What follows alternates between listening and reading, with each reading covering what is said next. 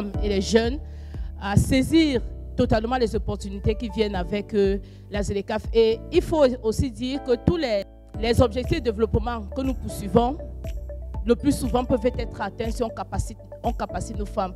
Si on va atteindre les taux de scolarisation que nous convoitons le plus, il faut capaciter les femmes parce que c'est elles qui sont au front office de ces questions-là.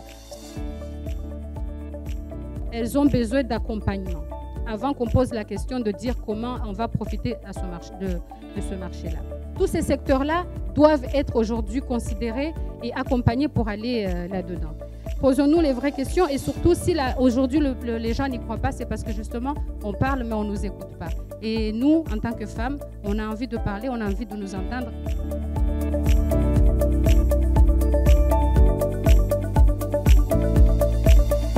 Il n'y a pas des échanges qui se font entre les entrepreneurs, par exemple, de Synergie Comores et Synergie des autres îles de l'océan Indien. Pourquoi?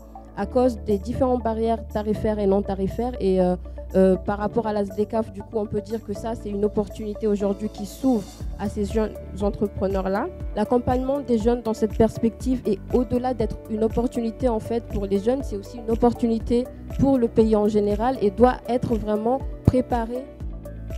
Renforcer les capacités des femmes d'affaires sur les questions de politique commerciale. Là, on parle de toujours de certaines normes, comment on pourrait accéder au marché, quelles sont les normes à acquérir. Donc, si on met l'accent sur les femmes d'affaires, parce qu'on a parlé de la dimension genre qu'il fallait toujours tenir compte. Et on sait très bien que notre économie qui est dominée de manière significative par l'informel, laquelle informelle est encore aux mains des femmes. Donc, pour que ces femmes qui sont, on le sait très bien, vulnérables, elles doivent être accompagnées dans cette aventure.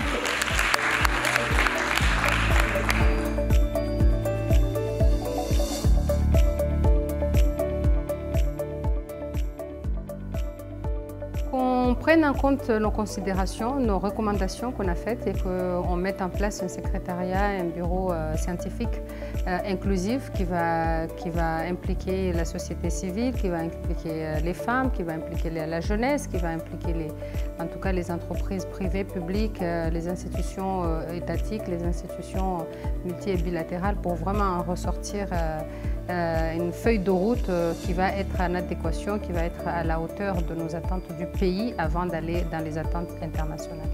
L'opportunité, elle est là pour tout le monde. Tout le monde aura accès à un marché de 1 milliard et plus d'habitants, avec un pouvoir d'achat de près de